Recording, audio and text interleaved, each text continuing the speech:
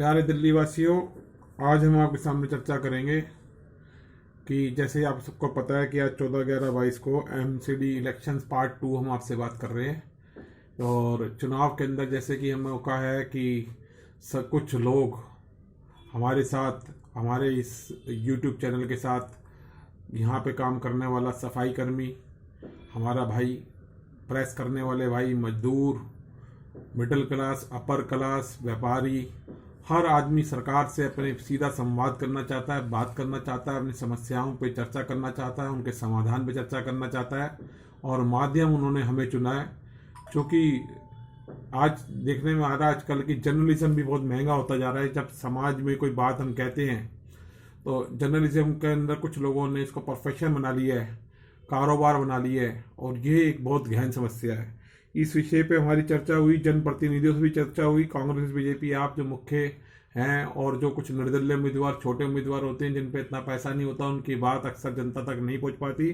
तो हम प्रयास करेंगे, खासतौर वार्ड नंबर 60 में हम एक आवाज़, एक माध्यम बनने का प्रयास कर रहे हैं। और इसी के विषय पे चर्चा पे, मैकेनिज्म पे हमने लोगों से सलाह ली।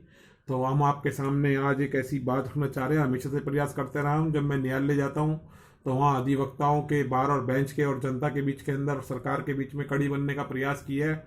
और बहुत सारी चीज़ों के ऊपर वहाँ हम कामयाब भी हुए हैं। आप उसी तरीके से इस चुनाव के अंदर प्रतिदिन आपको हम चर्चा करेंगे, जनता की और सरकार के जनप्रतिनिधियों के बीच संवाद करेंगे, उनकी समस्याओं और समाधान पर चर्चा करेंगे। और ये सारा कड़ी और माध्यम बिल्कुल निःशुल्क रहेगा। हमारा मोबाइल नंबर है 9211566938, 9211566938। साथियों, हमारी लगातार चर्चा है, संवाद हो रहा है।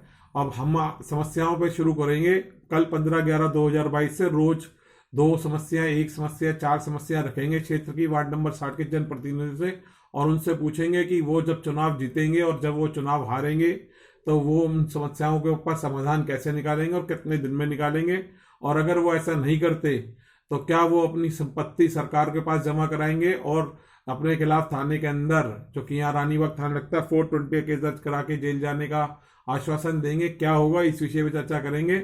और जनता की समस्या जनप्रतिनिधियों के सामने रखेंगे। सरकार और जनता के बीच में संवाद चलेगा ये, और इसके बाद आगे भी जारी रहेगा। इसी के अंदर आज हम 10 अपने रिपोर्टर नियुक्त कर रहे हैं, जो जनता के जनप्रतिनिधि हैं, जो अपनी समस्याएं लेकर हमारे पे आ रहे हैं, जो हमारे पे समस्याओं का समाधान लेकर आ रहे हैं।